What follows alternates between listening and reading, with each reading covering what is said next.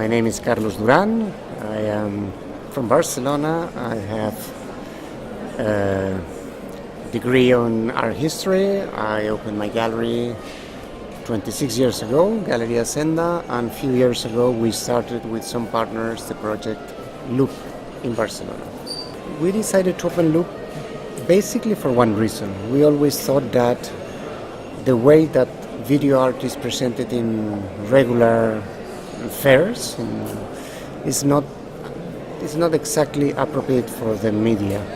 The media deserves certain attention, certain attitude, and many times when you are competing with photographs, paintings, sculpture, or any other media that it's more direct and is less time consuming, video gets a position where it's not benefiting the media.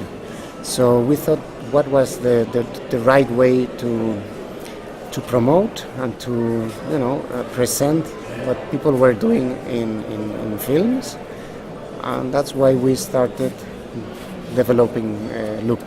Loop is a combination of three different pillars, if you may say. Three. One is the festival that it spreads throughout the city.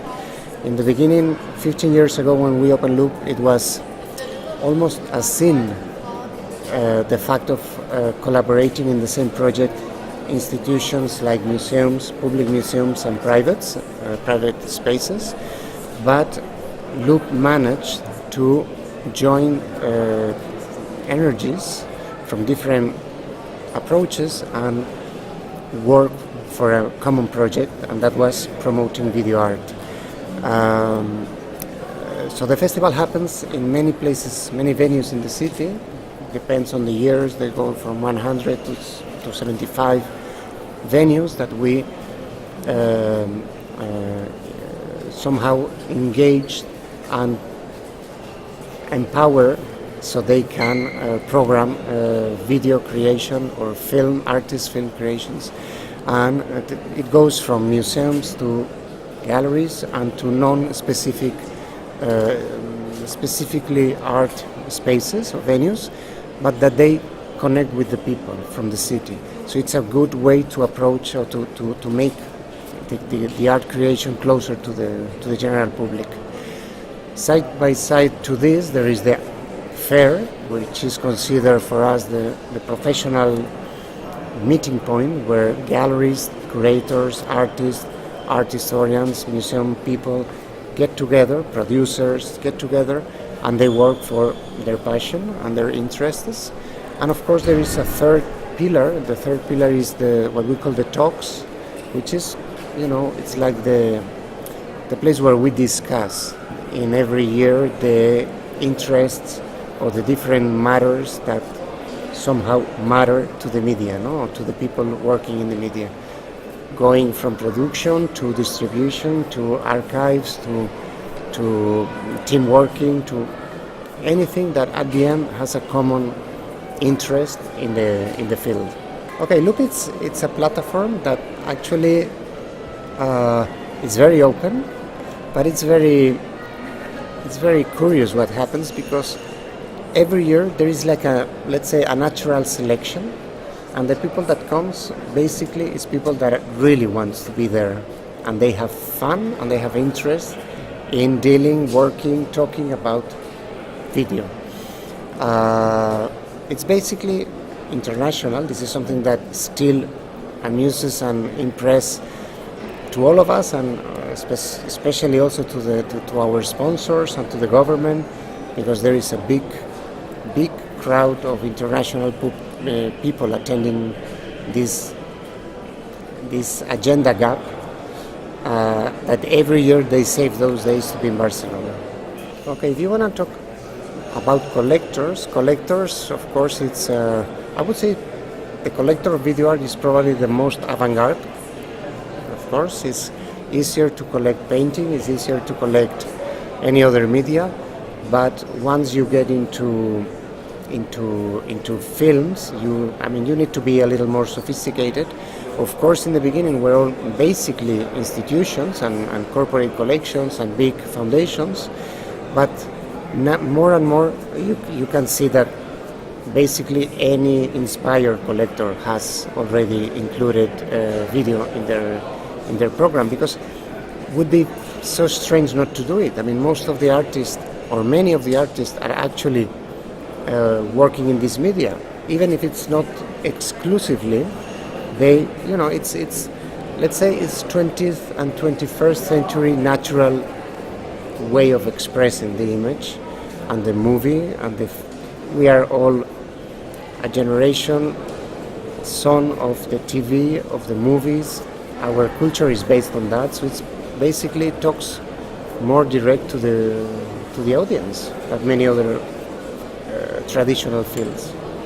To buy video, it's really the prices is still something so huge. I mean, you can find extremely good pieces for almost no money, like really, really inexpensive pieces, and of course, big productions from big artists. They reach very high prices.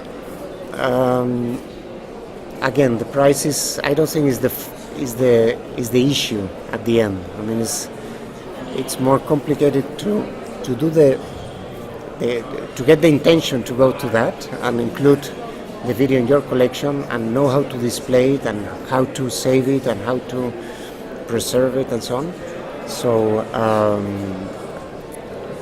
So the price, once you are in, I think there is a big offer for a still very, very reasonable price. Okay, Loop works in different ways. I mean, the festival, of course, has each space or each venue or each museum has their own policies and their interests, and they do whatever they want, of course. Wouldn't be logical to be different. And the fair, it's a fair only by invitation. We have 4 collectors who are very, very informed, and they spend many hours through the year in watching and following the path and following the new tendencies. And those are the people who actually invite the galleries to present a piece, just one piece, one single piece. I mean, we all understand that video, it's very time-based and time-consuming.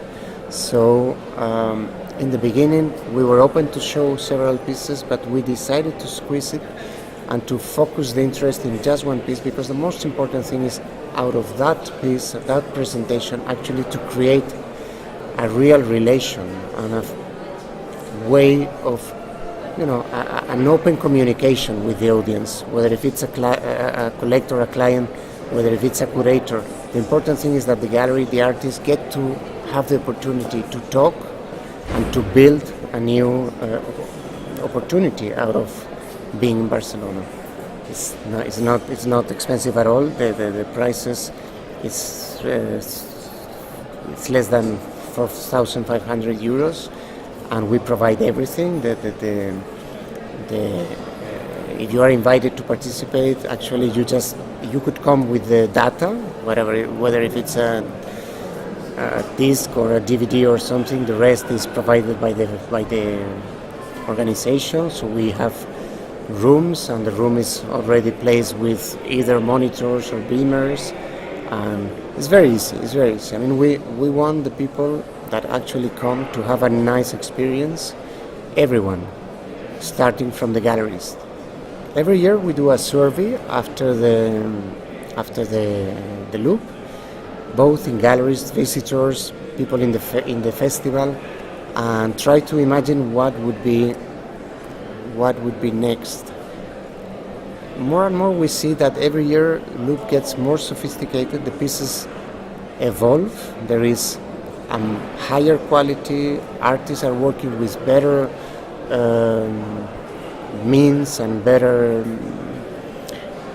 quality projects, and the selection is being harder for the committee, but I don't think we are at the stage of changing the actual presentation. We've been invited to consider taking them to a museum space, to a wider, more biennial or museum presentation. but it's so important, the connection between people. And as you know, we organize the presentations inside of hotel rooms. Why is that? The hotel has everything that you need, but has electricity, has darkness, has everything, and at the same time, it's an intimate space. It's amazing how easy it is to talk to someone, even if it's the most serious collector, the most influential curator.